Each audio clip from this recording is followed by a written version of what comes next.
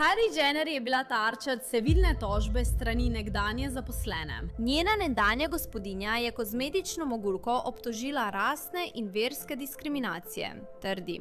Kylie ekipa je izjavila, citiram, katoličani so grozni ljudje. In da naj bi nadzornik zaposlenki vrgel obešalnike k nogam, medtem ko jo je verbalno napadal.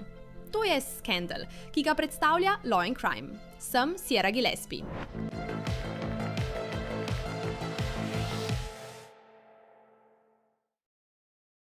Resničnostna zvezdnica Kylie Jenner se je znašla v težavah, saj je nekdanja gospodinjska pomočnica vložila ostro tožbo proti njej.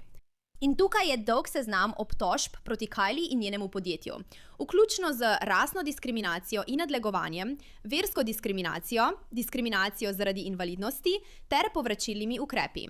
Nova tožba trdi, da je Kylijina ekipa na to zaposleno škljocala s prsti in zahtevala, da delo opravi, ter jo, citiram, poniževala in žalila na podlagi rase, narodnega porekla in vere. Poleg tega Kylijo obtožujejo tudi neizplačevanja, vključno z minimalno plačo in nadomestilom za nadure. Tožba prav tako trdi, da je Kylijina ekipa prisilila svojo nekdanjo zaposleno, da je delala med kosilom oziroma obroki in tudi med odmori.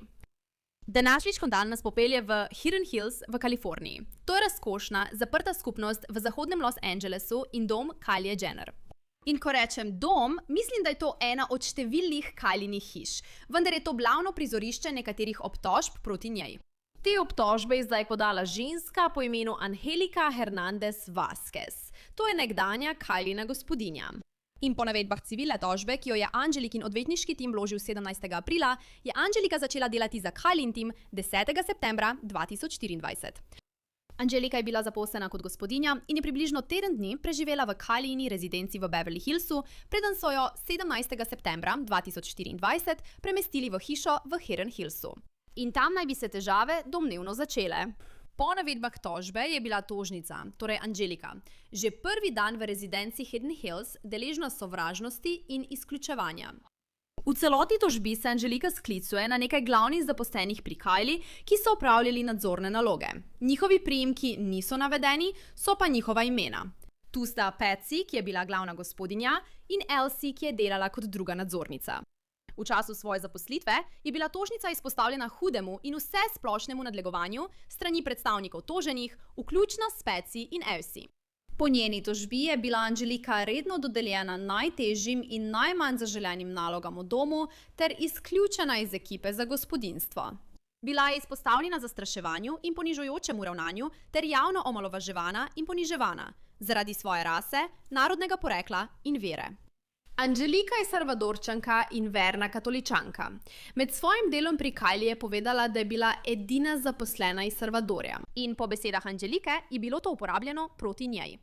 Predstavniki toženih so dajali izjave, med drugim tudi, da so katoliki grozni ljudje, kar je bilo usmerjeno proti tožnici, pripombe, ki so namigovale, da so bili delavci s podobnim ozadjem deportirani, ter izjave, s katerimi so poudarjali svoje ameriško državljanstvo, medtem ko so se norčevali iz tožnice ali jo ustrahovali glede njenega priseljenskega statusa. Poleg vsega tega naj bi nadrejeni večkrat zahtevali, da Angelika pokaže svoj telefon, jo obtoževali, da jih opravlja in jo nato grajali, tudi ko je upoštevala navodila. Angelika pravi, da je bilo vse to namenjeno temu, da jo ponižajo, ustrahujejo ali pokažejo svojo moč nad njo. Večkrat je Angelika povedala, da se je obrnila nadrejene, da bi prijavila to domnevno nadlegovanje. Namesto da bi karkoli spremenili, sta Elsie in Patsy preprosto prisilili Angeliko, da opravlja njuno delo, nato pa je rekli, naj kar odide, če ji način, kako jo obravnavajo, ni všeč. Stvari so dosegle vrhunec po zahvalnem dnevu leta 2024. Takrat naj bi bil sklican sestanek. Angelika pravi, da je tukaj ponovno izpostavila domnevne težave, vendar namesto da bi jih Patsy in Elsie obravnavali, sta se ji le posmehovali. Nobenega ukrepa niso sprejeli za rešitev problema. Angelika pravi, da je kasneje izvedela, da so jo med tem sestankom snemali brez njenega soglasja. Po sestanku so se domnevni povračilni ukrepi samo še nadaljevali. Angelika pravi, da se ji je povečala delovna obremenitev. To je bilo takrat, ko je sploh bila razporejena na delo. Trdi, da so ji včasih zmanjšali delovne ure, zato je bila prisiljena delati manj. In potem naj bi se stvari še poslabšale. Ko se je tortica ponovno pritožila, je prišlo do nasilja nad njo. Okoli 29. marca 2025 je nadrejeni medtem, ko jo je grajal, vrgel obešalnike k nogam tožnice. Angelika prav tako trdi, da so bile težave z njenim plačilom. Pravi, da ji niso izplačali vseh zasluženih plač, da je plačilo pogosto zamujalo ali ga ni bilo dalj časa, da ni prejela plačila za nadure, da ji niso omogočili malice in odmorov, da ni prejela natančnih plačilnih izpiskov ter da ji niso povrnili stroškov povezanih z delom. Zaradi vsega tega Angelika pravi, da je razvila stres, tesnobo in simptome, ki so podobni posttravmatski stresni motnji. In zaradi vsega tega je julija 2025 vzela bolniški dopust. Ko se je vrnila, so se sovražne razmere nadaljevale. 4. avgusta 2025 je Angelika dala odpoved in povedala, da je imela občutek, da nima druge izbire. Ko pa je odstopila, pravi, da se toženci sploh niso odzvali. Angelika pravi, da je celotna ta preizkušnja povzročila čustveno stisko, tesnobo, simptome PTPS in izgubo dohodka.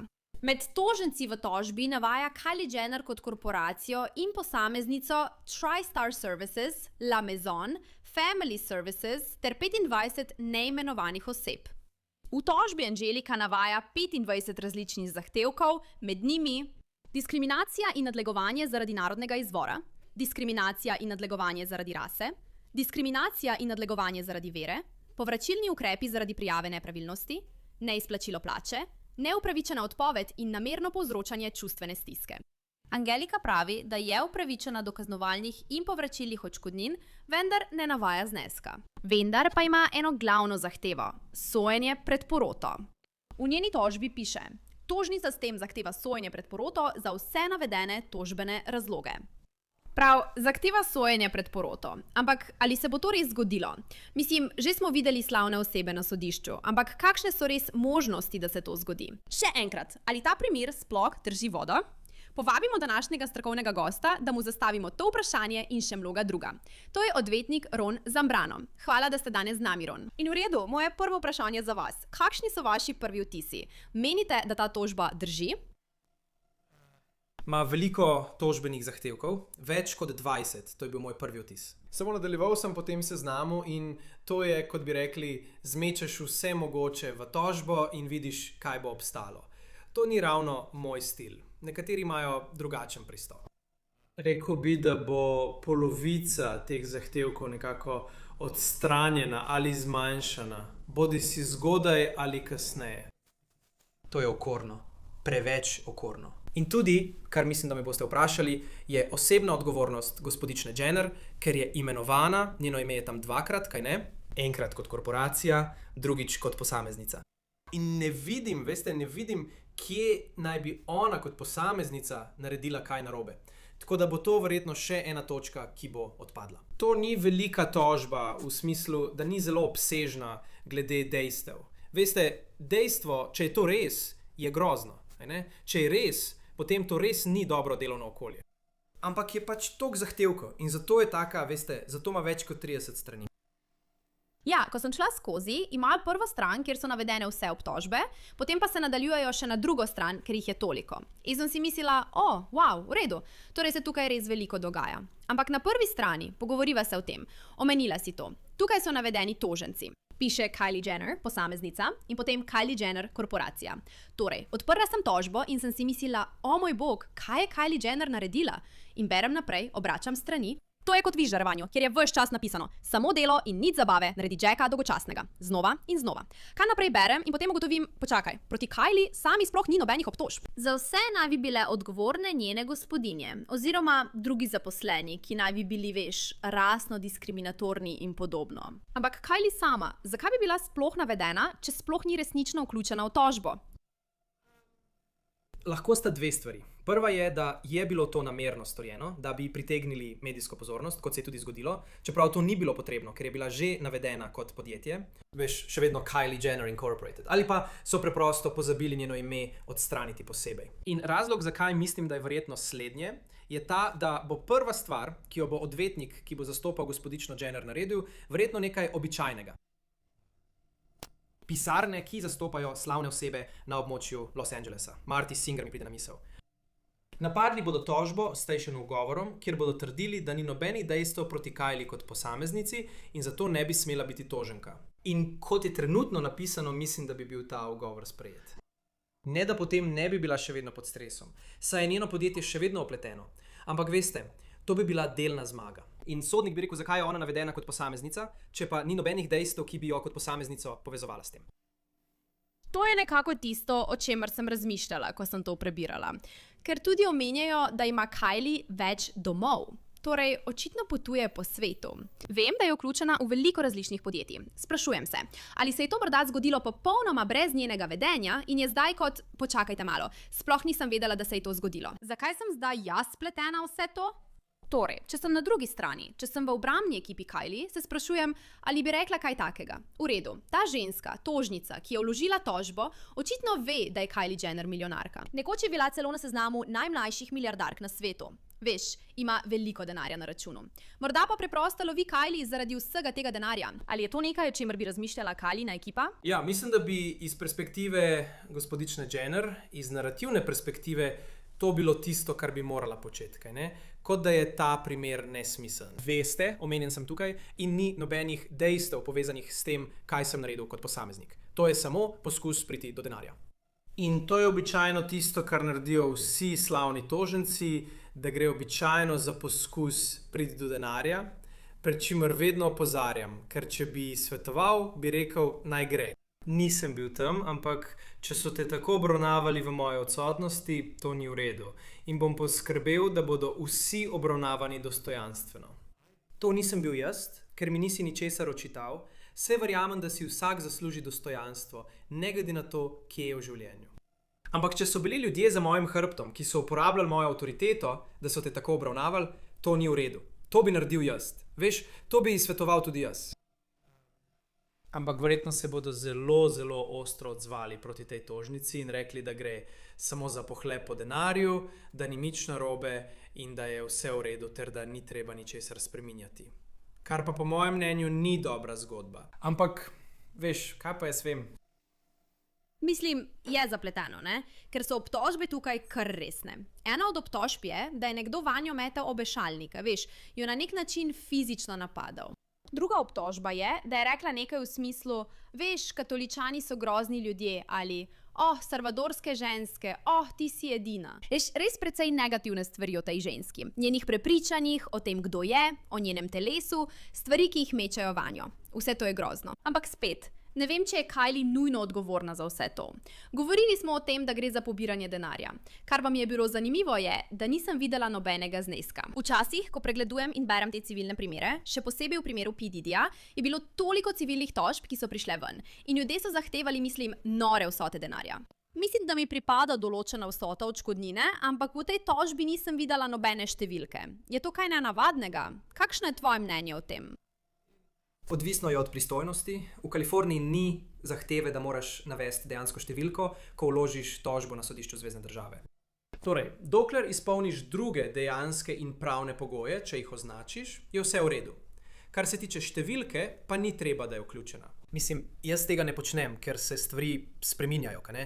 Odlična zadeva se lahko spremeni v slabo, potem pa si v zadregi, ker si zahteval $5 milijonov ali karkoli že. Karkoli. Ali pa primer, za katerega nisi mislil, da je tako dober in rečeš, hočem samo $100,000. Potem pa med postopkom ugotoviš nekaj, česar nisi vedel in vse skupaj eksplodira. Noče se tako zgodaj zavezati, ker v resnici še ne vedo veliko. V vsakem primeru zaposlitve delodajalec ve več kot vsi ostali, kaj ne? Oni imajo nadzor nad zaposlenimi, tukaj ima gospa Jenner nadzor nad svojim gospodinjstvom, svojimi trenutnimi zaposlenimi. Ona ali njeni predstavniki bodo lahko opravili preiskavo in res ugotovili, kaj se je zgodilo. In kaj pravijo dokumenti, e-pošta ali sporočila, karkoli že, kaj pravijo. Tožnica ima samo tisto, s čimer je odšla. Ona res ne ve ali pa njeni odvetniki ne vedo veliko. Morajo ji preprosto verjeti na besedo. Torej je delodajalka tukaj, gospa Jenner, že v boljši poziciji glede tega, kaj narediti strateško. Zaradi tega so odvetniki tožnice vedno takšni, kot da bi rekli, no, raje gremo na varno, ne pretiravajmo s številko. Namesto tega so vložili več kot 20 zahtevkov, kar se mi osebno zdi pretirano. Mislim, kot da se je tej gospe zgodila prav vsaka možna zakonsko varovana kršitev, kar lahko že na začetku omaje tvojo verodostojnost, kaj ne? To je pa druga plat, ne? Namesto da bi rekli, da so se zgodile te 3 stvari in da so bile kršene te 3 pravice, zdaj pravijo, da so bile kršene prav vse možne pravice. In mislim, da to razvrednoti pomembnost stvari, o katerih se ne bi smelo govoriti, kot je metanje obešalnikov v zaposlene. To je nekaj, česar verjetno ne bi smeli početi. Ja, prav imaš. Ko so prevladovali obtožbe, so bile nekatere smiselne, naprimer rasna ali verska diskriminacija. To se mi zdi smiselno, ker je vključila citat, kjer govori o tem, da je katoličanka, kar je predstavljeno kot nekaj negativnega.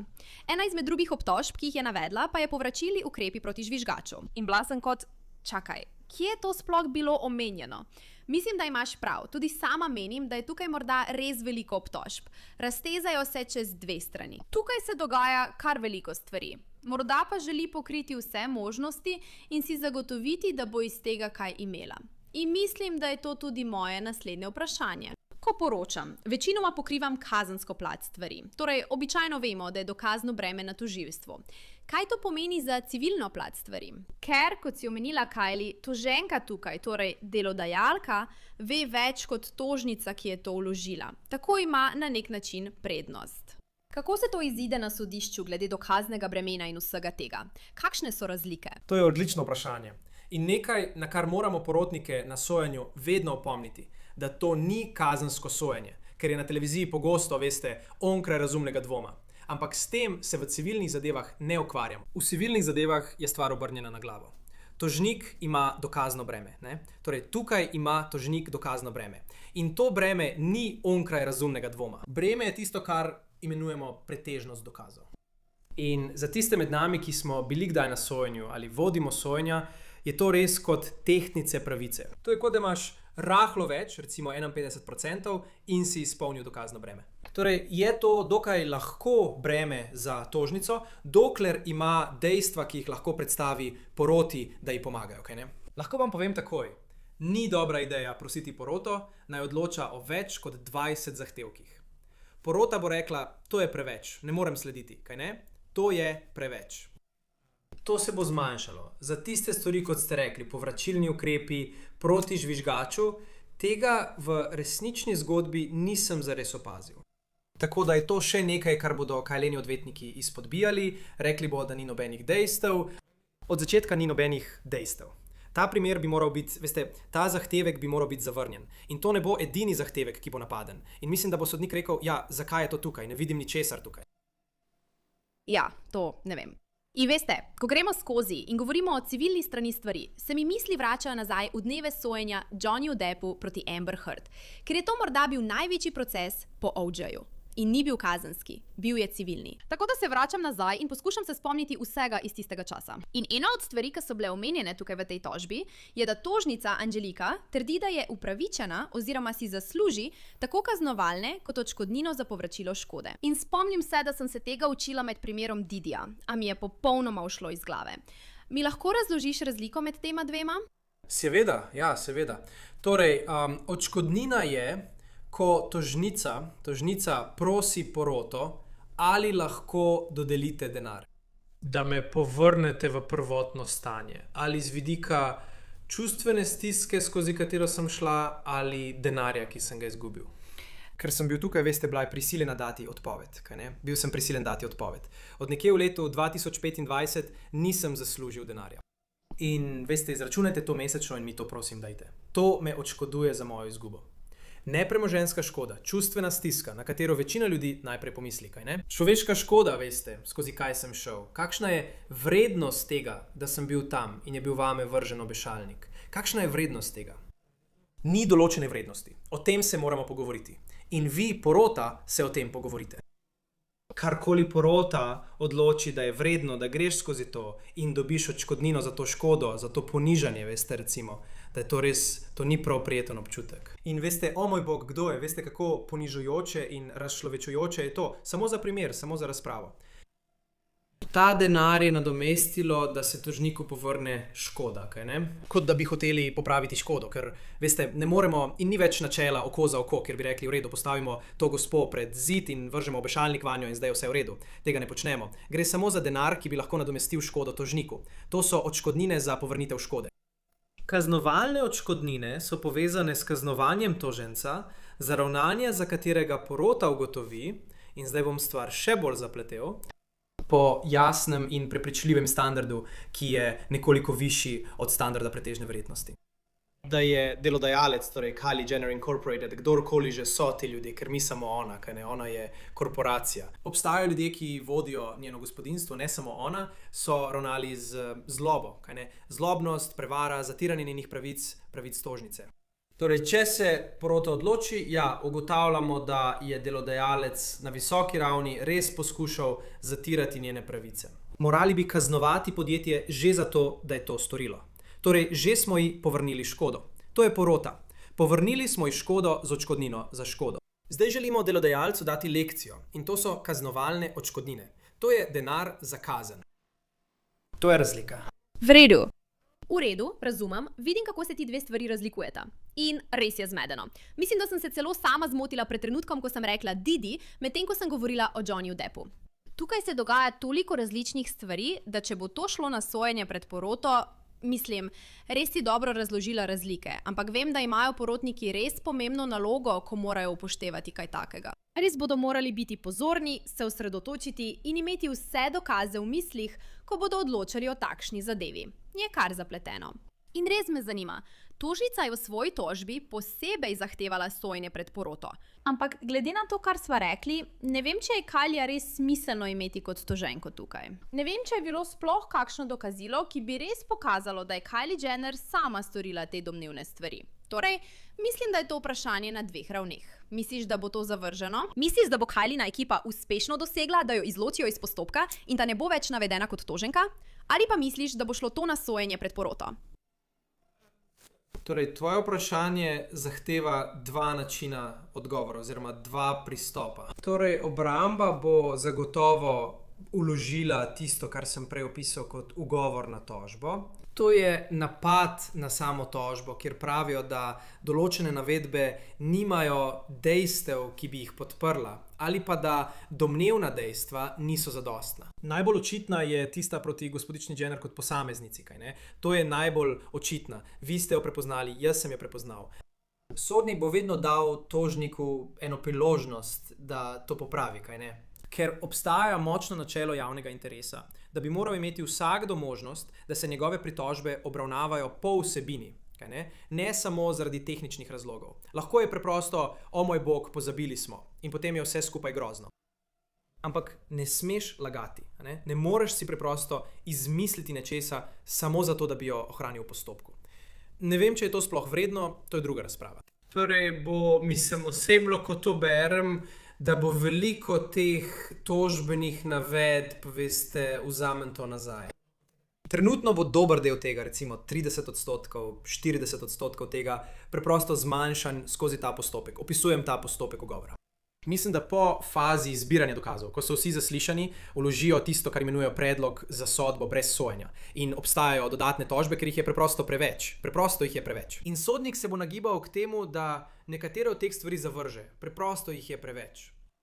Mislim, da ko sem prebral samo zgodbo, sem videl nadlegovanje na podlagi vere in nadlegovanje na podlagi narodnosti. In tudi zahtevek za čustveno stisko, ko ti nekdo meče obešalnike, kaj ne? Težava pri tem je, da ljudje, ki so to storili, niso imenovani kot posamezni toženci. In razlog, da niso imenovani kot posamezni toženci z tehničnega vidika, je ta, da nimajo milijarde dolarjev, kaj ne? Ali zavarovanja. Zato ne. Torej sodnik, ta vprašanja bo sodnik postavljal, kaj ne? Kot naprimer, počakajte malo, ljudje, ki so dejansko naredili najbolj grozljive stvari, skrajno neprimerne komentarje in to, da so metali obešalnike, niso posamezni toženci. To so ljudje, ki bi morali biti v tej tožbi kot posamezniki. In to je, mislim, da se bodo morali odvetniki s tem soočiti. Da odgovorim na drugi del vašega vprašanja, mislim, da gospa Jenner kot posameznica ne bo ostala posamezna toženka na sojenju. Mislim, da bo nekaj preživelo do sojenja. Mislim, da bo, če bo kdaj, mislim, da bo priča, če je imela kaj opraviti s tem, kako je bilo v njeni hiši kaj narobe. Ampak ne vem, kaj ne? Lahko je, da je nekdo pod njo, ki vodi vse in gospa Jennerjeva bo zaslišana in bo rekla, ne vem ničesar, morate govoriti z mojo asistentko ali mojo izvršno direktorico, karkoli. Lahko je tako in potem Kylie nikoli ne bo na sojenju. To je možnost. Ampak ne vemo. Veste, kdo pa ve? Kylie in njeni odvetniki to vejo zdaj. Prav. In oni so tisti, ki jih bom poklicala potem. Ne, samo šalim se. Obrnili smo se na vas in rekli ste to, ja? Od Kyliegine ekipe še nismo prejeli komentarja, ampak da zaključim, te obtožbe so res zelo resne. Nihče ne bi smel čutiti, veste, biti prisiljen, da se počuti slabo zaradi svojega statusa, vere, porekla ali da bi vanj fizično metali obešalnike. Ampak hkrati, kot sva obe poudarili, ne vem, koliko je imela sama Kylie Jenner kot posameznica s tem opravka. Mislim, da bomo morali počakati in videti. Ron, hvala, da si prišel v oddajo Scandal in z nami razčlenil tožbo. Seveda, kadarkoli. Zaenkrat se Kyliegina ekipa še ni odzvala. Takoj, ko bomo dobili kakšen odgovor, vas bomo obvestili. In mislim, da je to za zdaj vse v današnji oddaji Scandal. Če vam je bilo všeč, kar ste videli in želite več, ali pa se povezati z mano na družbenih omrežjih, me lahko najdete na Instagramu kot Sierra Gillespie. Hvala, ker ste gledali današnjo epizodo oddaje Scandal. Kot vedno sem vaša voditeljica Sierra Gillespie in se vidimo naslednjič.